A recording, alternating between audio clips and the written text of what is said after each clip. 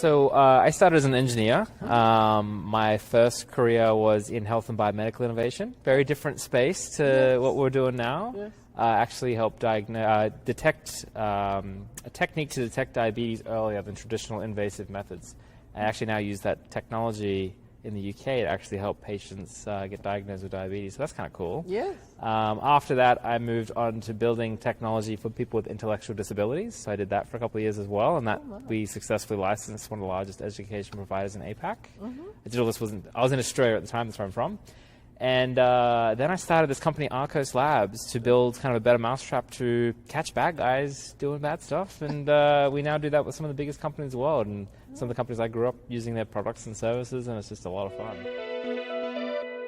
Yeah, it's a good question. So my career path, going from health and then intellectual disability and then into security is a very strange one, I would admit. Yeah. But the underlying technology, so the diabetes study was using a lot of computer vision software to identify the markers. We're actually looking at nerves in the eye. So we had software that we designed that would map the actual eye nerves together. Turns out healthy patients have a very clear whirl in their eye nerves. If you have diabetes, they all break up. So it's very obvious between the two. And we built software that did that. And the technology for people with intellectual disabilities, it was a 2x3 meter interactive floor that they could move around on, and we would use computer vision software to actually identify how they were moving and interacting, and we could change the imagery on the floor. It was projected surface. Again, not security, but the underlying concepts of how we built those solutions, we're actually using that same underlying core concepts in catching bad actors, and actually the job of the technology is to increase the cost and effort for them to commit fraud. So if we can make it more expensive to the point where they're not profiting, they stop. And they go somewhere else, or they get a new job because they're not profiting. And that's kind of the key point of committing fraud, right? It's very creative. Yes. That's the thing I like most about this space, the creativity of the adversaries. It might seem sad, but these are people like you and I that are putting food on the table for their families. They're putting their kids through school, and typically they're from countries where salaries are a lot lower. That's why you see crime being committed against U.S. companies from non-US citizens most regularly, because it's more profitable out there. I don't know if I can call it sad. I can kind of sympathize with the fact that, there's this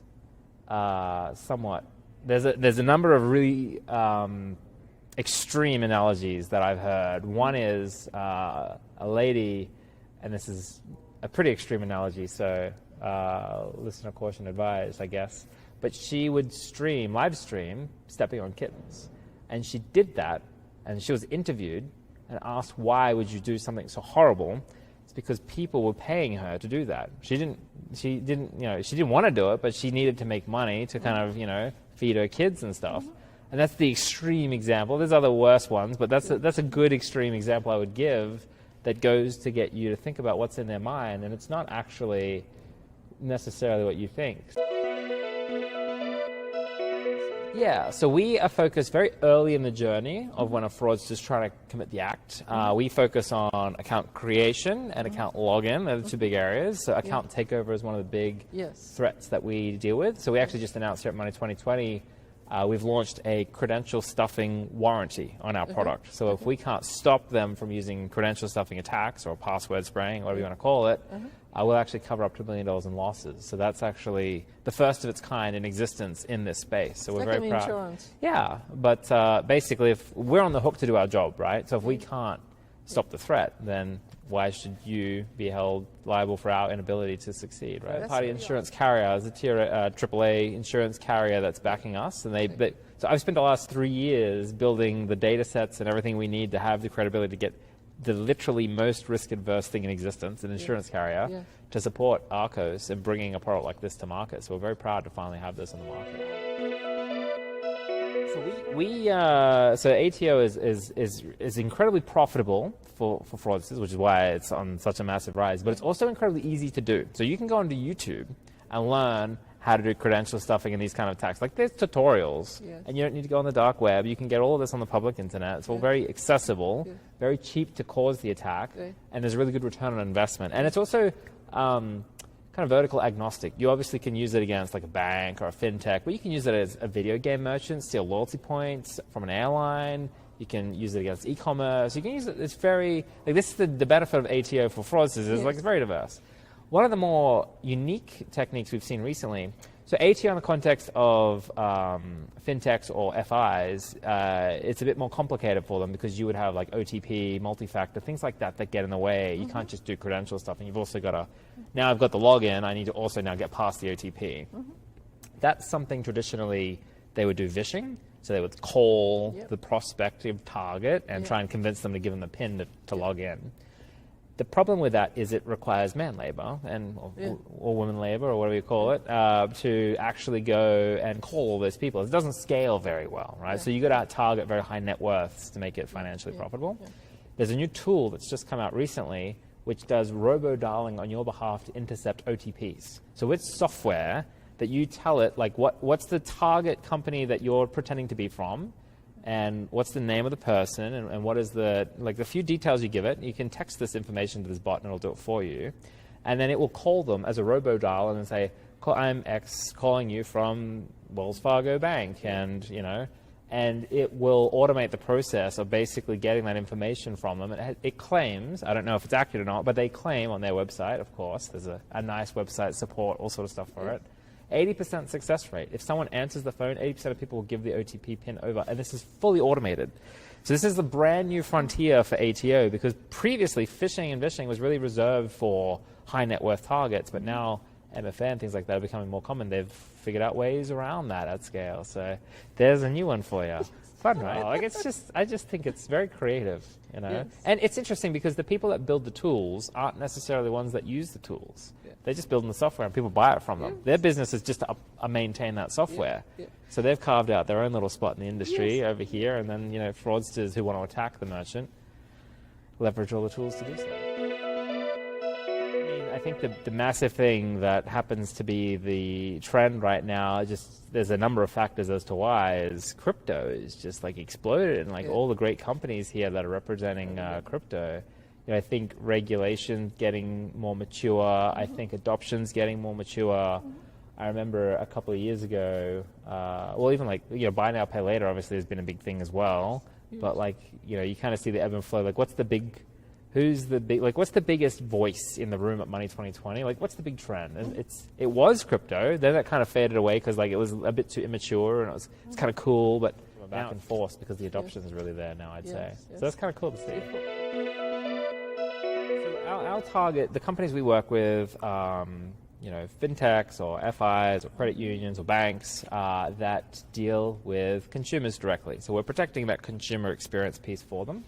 And it's twofold. So there's the login and account creation piece. We have two parts of our product. We have a risk scoring aspect, and then we have a proprietary challenge technology. And the goal is the bad traffic that's malicious. We want to increase its cost and effort by putting it into these challenges, much the same as if a spammer calls you. If you just hang up, that's not the best thing to do. You actually want to waste their time, right? The more time you waste of theirs, the less they're profiting and less likely they are to get another victim.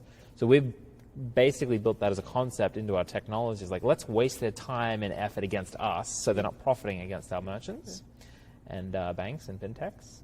And the other announcement we made here at Money 2020 was we don't just share the score now like other solutions. That's kind of the typical in the industry. We also now share all the raw attributes. Everything that computed that score, we share everything. We're the only solution provider that does that, because everyone else is very much a black box in that regard. But because our goal is to make it not profitable for the bad actors, if we miss it on the login and they get in, but you've got all the data attributes we had, maybe you've now got a chance to catch them before they can monetize it still. So that's why we decided to give a lot of that extra insight over that they otherwise just don't get from solution providers. So fabulous. All the tools you need to deal with crime. That's a good question. So we do operate globally. We're protecting companies like PayPal on every country they operate in. We have infrastructure globally. We deal with compliance globally. We even have infrastructure in Beijing, China. So if you operate in China, we can support you there. Europe, GDPR, all that kind of stuff. Our customer base really is some that have thousands of transactions up to billions. We really have a service that you can kind of use it either way, and you can have it implemented proactively so that, threats are going to come at some point and it can kind of be on standby and silent mode. Right. Or you can put it in the direct line of fire as you're actively under attack right now, and it will do its job there as well. So it can really be worked either way. It's a good question, because I guess that's kind of one of the trends is criminals have slightly different behavior, and maybe using different payment instruments or things like that. Because we're earlier in the experience, we're not actually looking at the payment details. We're not looking at their street address information. We're not looking at their names. We're looking at their behavior. We're looking at their device. We're looking at network information. That burn-in period actually really isn't there for us. So the attack techniques against Amazon are the same globally. Like, we see the same things in Europe as we do in the US, as we do in Singapore and Japan and Australia. The way they monetize is differently. So that's why, like, downstream, that's like a lot of those kind of more downstream products have to tune, because the way they're actually extracting the value can be a little bit different. But the way they attack initially looks pretty much the exact same, actually. Not really dependent on where they're based. So that's one of the really nice benefits of a solution that sits a bit earlier in the flow and gives you that data at that point. Yeah. Cool. I think I'm here to stay because it's just, the thing is, there's, with Arkose, we're a fledgling company. We're about 200 people now. We started the year at 100. Last year we were 50. Like, we're growing very quickly. Our goal is to just keep growing this company. Like, it's just, we get such an amazing front row seat to seeing, like, the smartest people in the world that we get to work with, protecting the biggest companies in the world. And that's just a real pleasure and opportunity that you just don't get to do really in many roles. It's not going anywhere. There's good job security, I'd say. And it's a very interesting space. Like, we have a very diverse set of problems we solve, from like misinformation with some of the big social media platforms to like romance scams with the big dating apps, to fin crime in the financial segment, to kids' cash getting stolen out of like video game accounts, like all kinds of stuff. So it's very diverse, and it's very fascinating. Just did our Series C with SoftBank and Wells Fargo earlier this year, so we're very well funded. Congratulations. PayPal and Microsoft led our last 2 rounds, so they're customers that we work with as well. And we're just building great technology and finding great partners. I have about 50 open headcount at the moment, so absolutely. One of the benefits of working at an Arkose is you, by virtue of the great companies we get to work with, really get to work on huge scale kind of problems. Like, these aren't, we have one of the largest scales networks out there. It's phenomenal given the size of company we are. And from a cultural standpoint, we're really on a mission to fight these bad guys head to head. And we, have kind of a fun approach to this. We like to, enjoy ourselves, have fun along the way. We partner with some of the bad actors. We have a bug bounty program that we've actually had people submit their business models that they were using to attack our customers with, and we would partner with them on changing how product works so we can make those business models not work, like all kinds of interesting stuff. So it's super fun.